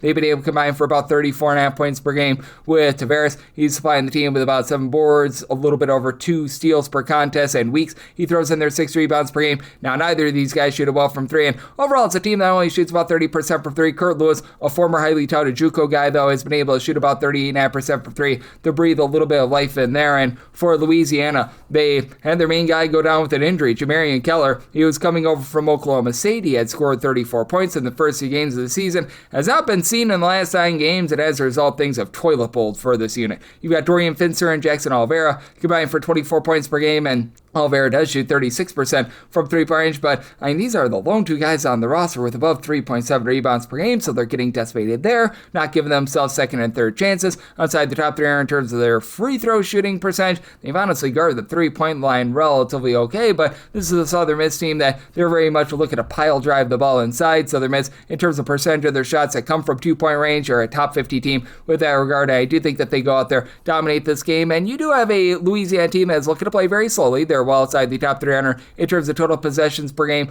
When it comes to Southern Miss, this team, they're more around about 220th in terms of total possessions per game, but I think that the second and third chances get you the over. So, one to lay with Southern Miss, and I set my total at a 135.5, also in on the over. 753, 754 on the card. Southern Illinois is going to be playing us to Illinois State. Illinois State, a 1.5 to a 2.5 point underdog. 151.5 to 149.5 is the total, and I set Illinois State as the 2.5 point favorite. I'm going to be willing to take them on the money line. This Southern Illinois team has just really struggled with their 3-point shooting. 326th, they are shooting about 28.6% from the outside. You've got an Illinois State team that's 66th in terms of defensive rebound percentage as well, so not a lot of second and third chances to be had for the Southern Illinois team. And Illinois State brings back just so many guys from a season ago as well. Johnny Kinzinger, he's been able to give you about 13 points, 3 assists. Took this team a little bit of time to be able to find their bearings. They played a really tough schedule to begin the season, but Chase Walker, he's up to 11.5 points, 5.5 rebounds per game. You don't necessarily have that one-star rebounder for Illinois State, but now you've got 5 different guys who've been able to give you at least 4.5 rebounds per game, so almost greater than some of his parts effort, with 2 of those guys also shooting about 42% for 3. Bowden Scumberg, 10.5 points, shooting 42% for 3. Ty Pence shoots 47.5% from the outside. And for Southern Illinois, I actually do think that the offense is going to be elevating moving forward because they were without Karan House a little bit to begin the season, and he's been able to do a really good job coming in, being able to give this team right around about 14.5 points per game, and he's been just elevating his game time and time again. But right now, he's the only guy on the roster that gives you over 9.5 points per game. Now you've got Alajibi squared in Rollins Alajibi along with Prince Alajibi. They've both been able to combine for about 12 rebounds per game, so they're doing a solid job on the inside, and this team has been a top 150 team in terms of their 2-point shooting defense. They've been a top 125 team in terms of their own 2-point shooting percentage, and a top 15 team with regards to just the percentage of their shots that come from inside the arc, but they have been outside the top 225 in terms of ball security. They have been in terms of defensive rebound percentage outside the top 175 as well, and I do think that Illinois State, as a result, finds a way to get the job done. I do think that Illinois State gets their more slow tempo. You've got a Southern Illinois team that's looking to push tempo under Scott Nagy. They're up to about 48th in the country in terms of total possessions per game. Illinois State, more of a control team at 223rd, so set a total of 146.5. I like the under and Illinois State on the money line. This is the last game on the normal Las Vegas betting board before we hit the extra game. 755, 756 Pepperdine on the road against Long Beach State. Long Beach State, a 3.5 point favorite. Total on this game 140 to 140.5, and I did set a total of a 144. I'm going to be in on the over. With Long Beach State, they've sped themselves up a little bit from a season ago. Last year, Long Beach State was one of the slowest teams in all of college basketball. Not that they're playing like super duper up tempo or anything like that, but this is a unit that in terms of total possessions per game, they're checking in more in that neighborhood of about 191st, and you got a Pepperdine team that they're a little bit more of a controlled team, about 235th in terms of total possessions per game. But this has been a Pepperdine team that has actually been a little bit surprising in terms of their offense. I didn't have a lot of expectations for them because they lost darn near everything aside from really Javon Cooley from the season ago, and Cooley was out with an injury last year, but I mean, he's been able to give the team 13 points, 5.5 boards. One of their main returners, Daniel Dozic, who's standing 6'11"ish. He's able to pop it from three, give you about 11 points per game. And for Pepperdine, they're doing a nice job of finding a way to be able to get second and third chances. A top 150 team in terms of percentage of their missed shots that result in an offensive rebound. And though they don't get to the free throw line often, they're a top 25 team with regards to their free throw shooting percentage as well. And on the flip side for this Long Beach State team, it's just been a case where this team has not necessarily been the greatest on the glass. They brought back one of their main rebounders in Derek Michael Ziviero, and he's done nothing thus far this season. It's actually been Peter Mestrovich, who comes over from Syracuse, who's been the only guy on the roster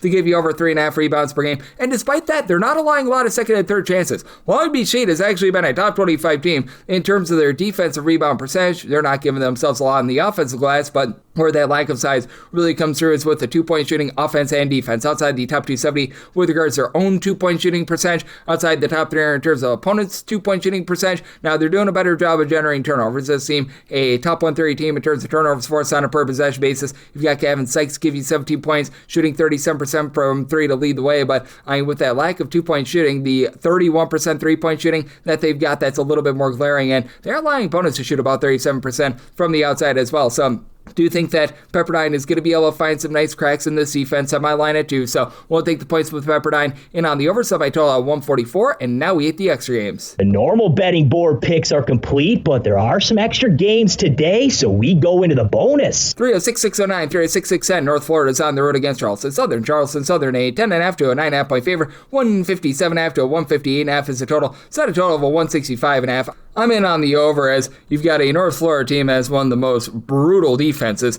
in all of college basketball. They are outside the top 350 in terms of points allowed on a per possession basis, and they're allowing opponents to grab 46.2% of their missed shots as an offensive rebound. Now, Charleston Southern, they are dead last in the country in terms of turnovers forced on a per possession basis, but the overall shooting of teams has actually been very low. This team ranks in the top 75 in terms of opponents' 2-point and 3-point shooting percentage, make due for the lack of turnovers generated. And for Charleston Southern, they themselves are turning the ball over about 13.5 times per game, but I do think that this team is going to be able to find a way to exploit a North Florida team that's been bad with their 3-point shooting defense, as they shoot 36% from three and they attempt 37 threes per game. That's actually the most threes attempted per game in all of college basketball, with Bryson Blaine leading the way. He's been supplying 20 points, 8 boards, 3.5 assists. He shoots 40% for three. Alan Sumler dealt with injury last year. He's come back. He's given the team 12.5 points. He's supplying 5.5 rebounds while shooting over 40% from three.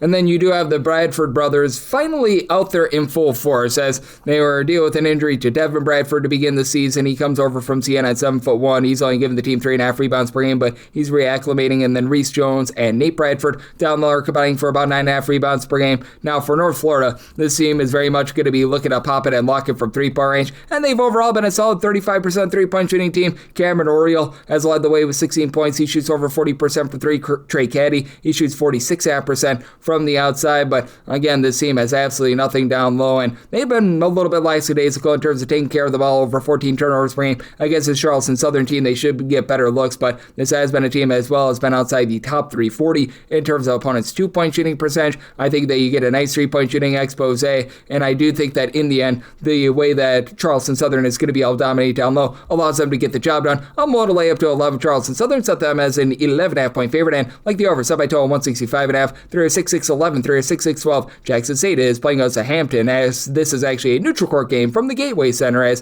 for Hampton, they are a 7.5 to a 7-point favorite. 135.5 to a 136 is the total, and with Hampton. Did set them as an 8.5 point favorite in this neutral court game. I'm going to be willing to lay. Jackson State is just really not doing anything right, and I recognize that they have played a brutal schedule. They were able to get that win against Louisiana, but right now they are outside the top 3 in terms of points scored on a per possession basis, points allowed on a per possession basis, and they're a bottom 5 team in terms of their overall rebounding. It's Deshaun Ruffin, who actually began his career at Ole Miss, was a starter there. 15 points, about 3 assists per game. He's been able to do a solid job on that front, but you just don't have a lot of help around him, as you don't have a single guy in the roster that's giving you over 4 rebounds per game. Guard Darian McMillan is actually leading that charge. Jamie Mitchell and McMillan have combined for about 22.5 points per game. Mitchell does shoot 40% from 3, but team as a whole, they shoot less than 30% as a collective, and this has been a unit that has had a tough time in terms of taking care of the ball. They're outside the top 340 in terms of turnovers on a per possession basis. On the other end, you've got a Hampton team that they've been playing quite a bit more slowly and more controlled than they have in past seasons. For Hampton, in terms of total possessions per game, they're down to about 319th in all of college basketball, but do think that they should be able to get the job done here, as they are going to have a little bit more down low, and you've got Xavier Long being a really nice just inside-out sort of player. He's been able to supply 10 points, 10.5 rebounds, 2.2 assists per game, shot in the mid-30s from 3-point range last season. That's one way down to 24% from the outside, and team as a whole is only shooting 29.2% from 3, outside the top 330 in all of college basketball, but I do think that that should be going northward as the season goes along. And Jaquel Gaines-Wyatt, who comes over from the SWAC, 11 points, 3 assists per game. He's been able to do a nice job doing out some good offense. And then Josh Ogundele, who comes over from Iowa along Tennessee State. He gives you a little bit more size down low, only about 4 rebounds per game, but it's a pretty good shot blocker as well. This Hampton team has been a top 200 team in terms of turnovers forced on a per possession basis. They are a top 125 team in terms of opponents' 2-point and 3-point shooting percentage, and with being in the top 100 in terms of offensive rebound percentage, I think that those second and third chances going to be just enough to get the job done here, and I do think that they exploited Jackson State team has played no defense whatsoever. So if I tell 138.5, I like the over, and with Hampton, I'm going to be willing to lay up to 8 with them. 3-6-6-13, 3-6-6-14. Fairfield is on the road against Central Connecticut. Central Connecticut is a 4.5 point favorite total on this game. It is 141 to 141.5, and Central Connecticut, I did set them as a favorite of 7.5 points. I'm going to be willing to lay it. The Central Connecticut team playing a little bit more quickly than they did a season ago, but not necessarily a team that's going to be absolutely rambunctious with their tempo, about 238th in the country in terms of total possessions per game. Fairfield, very mid-tempo as well, at about 198th in terms of total possessions per game. Now, the one thing that Fairfield has done a good job of is taking care of the ball. Top 75 team in terms of fewest turnovers on a per possession basis. They just don't generate any turnovers. They're about 283rd in terms of turnovers forced on a per possession basis. And Central Connecticut, they themselves hovering right around 300th, but with Central Connecticut, they've done a nice job being able to guard the inside. Top 100 team in terms of opponents' 2-point shooting percentage, and they're doing a great job dominating the boards. A top 75 team with regards to rebound percentage, headlined by Max Frazier and Darren Smith Jr., with Frazier about 11.5 points, 7 boards, 2 blocks per game, and then Smith is a little bit more of a 6'7" do-it-all guy that shoots 37.5% from 3, 20 points, 5 rebounds, and then additionally, you've been able to have James Jones, no relation to Earl, give you about 7.5 rebounds and a block per contest as well. And for Fairfield, I do think that they're going to have a tough time with that. Fairfield just not doing a great job in terms of giving themselves just anything down low in terms of their 2-point shooting percentage outside the top 330 with that regard. Now, they have given themselves a lot of second and third chances.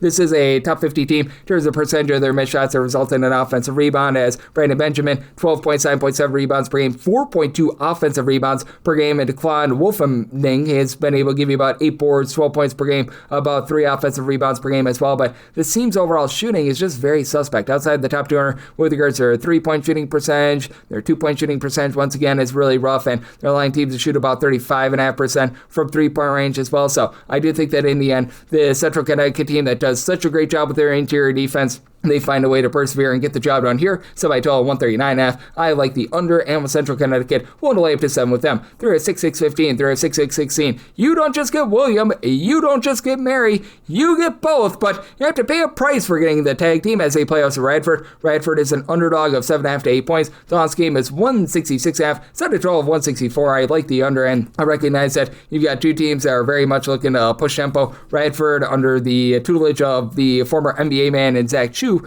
They are now up to 29th in the country in terms of total possessions per game, and William & Mary is 13th, and William & Mary is a team that loves to go bombs away from 3. About 47 or so percent of their shots come from 3-point range, or 47th in terms of percentage of their shots that come from 3, and Radford 3 are in 3rd in terms of guarding the 3-point line. Teams are shooting about 36.5% from the outside against them, but for Radford, they have been a top 125 team in terms of turnovers forced on a per possession basis, but you've also got a William & Mary team that has been able to do a pretty solid job in terms of generating turnovers as well. They're up to 28th in the country in terms of turnovers forced on a per possession basis, and Radford has been turning the ball over themselves about 13 times per game. Dennis Parker Jr. and Dell Jones both come in from the ACC. Parker Jr., 19 points, 5.5 boards, shooting 40% from 3, and he is coming off of a 53-point blister against Coppin State. That was against Coppin State, though. Meanwhile, Dell Jones, about 14.5 points per game. He shoots closer to 30% from 3. Radford as a whole, country average was shooting about 33.2% from 3-point range, but with this Radford team, they're also doing a rough job on the glass outside the top 200 with regards to their overall rebound percentage, about 270th with regards to that defensive rebound percentage. So that means that William & Mary should be able to get some second and third chances, and for William & Mary, they are not a team that's necessarily going to do the greatest job on the glass. They're outside the top 275 in terms of their own defensive rebound percentage, but they do a nice job with their interior offense. They're a top 15 team with regards to their 2-point shooting percentage, and it's a whole is greater than the sum of its parts sort of collective. You've got 8 different guys give you at least 7.5 points per game. Nobody giving you more than 11.7 points per game, with Killian Brockhoff being able to give you about 11.7 points per game. He shoots about 35% from 3. You've had Kate Askins, Chase Lowe, both be relatively solid pieces in the backcourt as well, with Lowe, main facilitator, 4 assists, 9.5 points per game. Haskins at 6'6", he's a wing that shoots about 40% from 3, but I just think that the waves that you get with this William & Mary team, the overall depth, and the way that they have guarded the 3-point line well for William & Mary teams are shooting less than 28% from 3 against them. I think that that's just enough to be able to hold this total under, and for William & Mary to be able to win this game by double figures. So William & Mary is a 14-point favorite. I'm going to be willing to lay it, and I do like the under as well. 3-6, 6-17, 3-6, 6-18. You've got Charlotte playing us at Lafayette, and Lafayette is a underdog of 11.5 points, 137.5 to 138.5 is the total, and I did set a total of a 134.5. I like the under. Charlotte, once again, outside the top 320 in terms of total possessions per game. Lafayette is sped up a little bit from a season ago, but still 249th in the country in terms of total possessions per game. And Lafayette last year had guys like Alex Shulkin and company that were really good from 3-point range. That's been really a case where this team has been able to maintain some of their 3-point shooting from a season ago, shooting 36% from 3 with some unlikely pieces being able to step up. Caleb Williams and Andrew Phillips, they've been able to combine for about 32 points per game. Phillips shoots about 34.5% from 3, and Caleb Williams last year shot about 34% for 3. He's up to 42.5% with his outside shooting this year. Nobody else on the roster gives you over 9 points per game, and last year the team had Justin Vanderbond down low. They just don't have that size anymore, and as a matter of fact, only have 3 guys on the roster that give you over 3.5 rebounds per game, with Sharif Jackson leading the way with about 9.6 rebounds per game. For Lafayette, they're outside the top 275 in terms of their defensive rebound percentage. You do have a Charlotte team that does a pretty nice job in terms of taking care of the ball. They are a team that turns the ball over about 12 times per game. You've had Ben Bradford do a nice job headlining things with 14 points, 2.5 assists. Doesn't shoot it well from 3, but Anton Bunke, who is a 7-footer that comes over from Providence, great versatility, 43% 3-point shooter, 11 points, 9 rebounds per game. Charlotte has been very rock solid on the glass, a top 80 team with regards to rebound percentage. They are allowing teams to be able to get good looks on the inside, though. They're outside the top 275 in terms of opponents' 2-point shooting percentage, but they are doing a nice job being able to dominate the glass, as they've been a top 150 team in terms of offensive rebound percentage, top 75 team in terms of defensive rebound percentage, and then Dezane Mingo, 3.5 assists to a turnover and a half per game, give you about 9.5 points per game. They go up against a Lafayette unit that just really doesn't generate a whole heck of a lot of turnovers.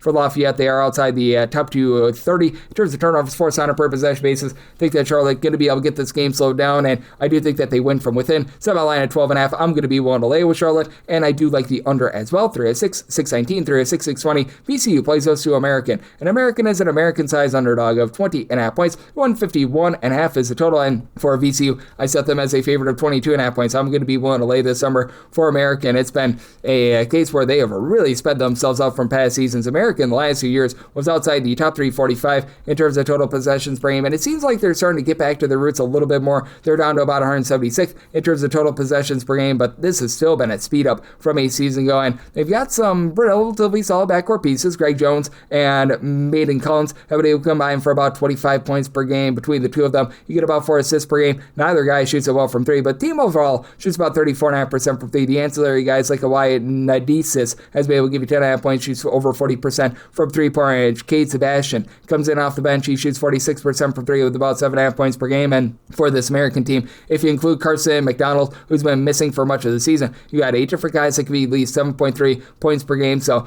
good, shall we say, spread out scoring there. And for American, they've been much better in terms of generating turnovers, a top 55 team in terms of turnovers forced on a per possession basis. But you've got a VCU team that has been a top 80 team in terms of turnovers forced on a per possession basis as well. And for VCU, they should be able to win the battle down low. Top 100 team with regards to offensive rebound percentage. They shoot about 36% from three-point range as well, and they don't allow a lot of open looks inside. VCU, a top 55 team in terms of opponents' two-point shooting percentage. They're another one of these teams in which you don't necessarily have that one main guy with Terrace Hill right now being that top scorer, 12.5 points per game. He does shoot 48% from three. Should see a little bit of drop-off there, but outside of him, you've got pretty much 5 separate guys between 8.1 points and 11.8 points per game. Lisa Djokovic has good size, shooting 35% for three, 11.5 points, 5.5 rebounds per game. Barry Evans, he comes on over with Phil Martelli Jr. from Bryant, 6 boards, 2.5 assists, 9.5 points per game. So do love the versatility that these guys are able to show. In the end, I do think that VCU is going to be able to dominate this game. I do think that American is going to have a tough time inside, and with VCU also being rock solid in terms of generating turnovers, I do think that you get a sloppier game. So I set my total at a 148.5. Seems like American is starting to slow themselves down. So in on the under, and I'm going to be willing to lay with VCU. 3 of 6, 621, 3 of 6, 622. St. Joe's hopes to not be average Joe's. They play with Delaware St. Delaware St, a 17.5 to an 18.5 point dog. 141.5 is the total, and set my line at 19.5. I'm going to be willing to lay it with St. Joseph's. It's just a Delaware State team that's not been able to get anything rolling whatsoever outside the top 275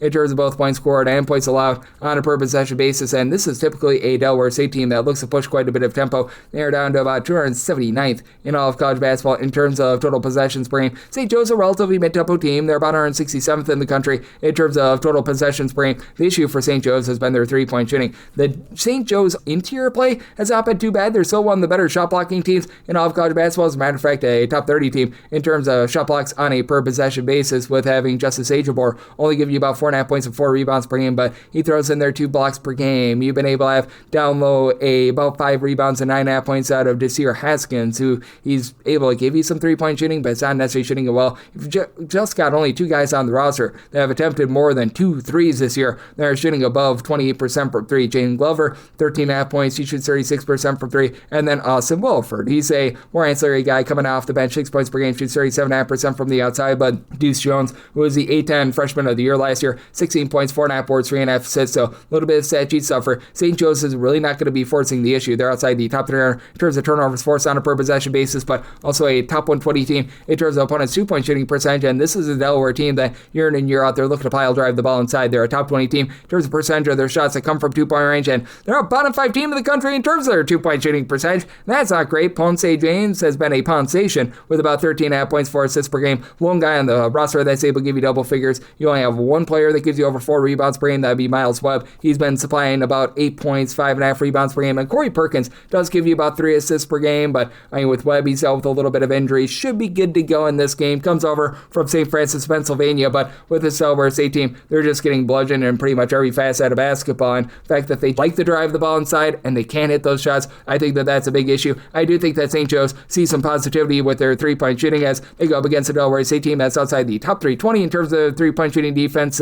Set a line of an 18.5. One to lay with St. Joe's in on the over. Semi-total at a 143.5. 3 of 6, 623. 3 of 6, 624. Neutral court game. Norfolk State and Grambling State do battle from Gateway Center with Norfolk State. They're between a 1.5 point favorite to a 1.5 point underdog, depending upon your book. Total on this game between 132 to a 132.5, and I did make Norfolk State the 2.5 point favorite, so I'm going to be willing to take a stab here. For Grambling, they made, in my opinion, a pretty good offseason hire in Patrick Crary. He did really good things over at Florida A&M. He's got this Grambling team playing a little bit slower than his Florida A&M team from a season ago. They're about 250th in the country in terms of total possessions per game, and the big thing for Grambling is they need to clean up the turnovers. They're outside the top 345 in terms of ball security with 15.7 turnovers per game. This has additionally been outside the top 225 in terms of rebound percentage as well. No nobody on the roster gives you over 5 rebounds per game, though you do have Roderick Coffey and Jamel Lane combining for about 9 rebounds between the two of them. Both of them give you 9 points per game, and Coffey, who comes on over from Florida A&M with Crary, about 4 assists, 1.8 steals per game. Main scorer for this team has been Antonio Munoz,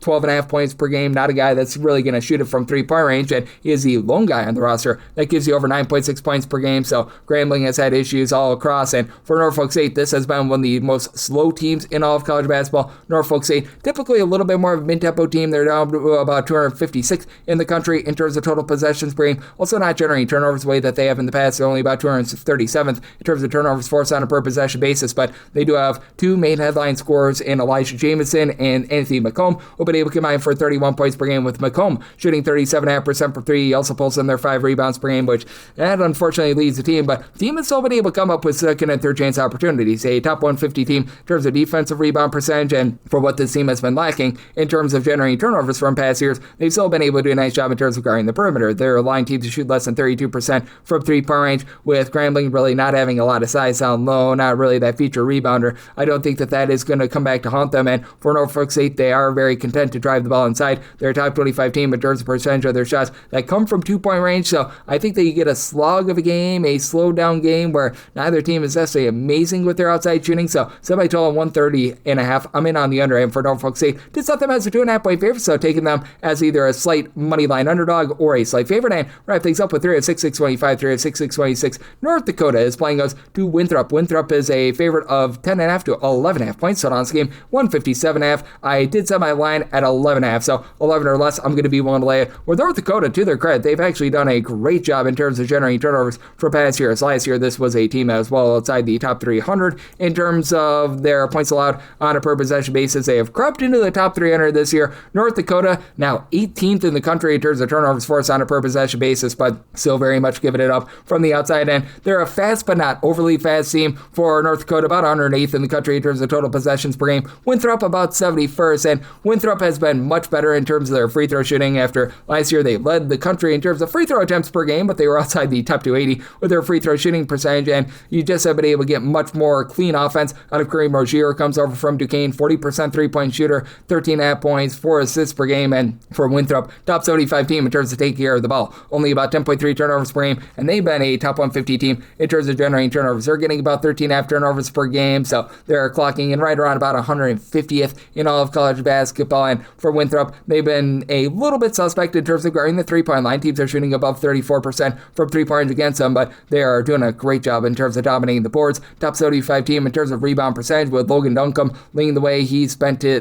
beginning part of his career at the Power Conference level, 15.5 points, 7 boards, and then you've got a trio of guys that give you approximately 3.8 rebounds per game. Dalen Berry, Cody Clout, and Tommy Camrod, with Camrod about 8.5 points per game. Does shoot 50% from 3. Cleot has been able to shoot about 40% from 3, and then Berry only about 35% with his 3-point shooting, but throws in their multiple assists per game. And on the flip side of things, you've got a bunch in North Dakota that they just don't necessarily have the rebounding that they had a season ago. Their top guy in Amir Kuljajovic no longer on the roster, so they've been very much looking down low to George Netchvili, who's been able to give you about 8 points, 5 rebounds per game. And Eli King has been a do-it-all player. Actually began his career over at Iowa State, and he supplies 10 points, 2.5 steals, 5 boards, but this team has shot less than 30% from three-point range outside the top 300 with that regard. Meanwhile, this team has been very much just taken advantage of outside the top 330 in terms of opponents' 2-point shooting percentage, not allowing a lot of the second and third chances on the glass, but they're not really giving themselves second and third chances overall outside the top 225 with regards to rebound percentage. And with the way that Winthrop is taking care of the ball, I do think that they dominate this game from the inside. Willing to lay up to 11.5 with Winthrop, and I'm in on the under, so I total 155.5, and that'll wrap things up for the Thursday edition of Coast to Coast Hoops, now part of the VSiN Family Podcast. Big thanks to Rob Donaldson, who does a great job with the show/podcast, Rob's Best Bets. He joined me in the last segment. If you do like hearing from this fine podcast, Coast to Coast Hoops, you're able to subscribe wherever your podcasts, Apple Podcasts, Google Play, Spotify, Stitcher, and TuneIn.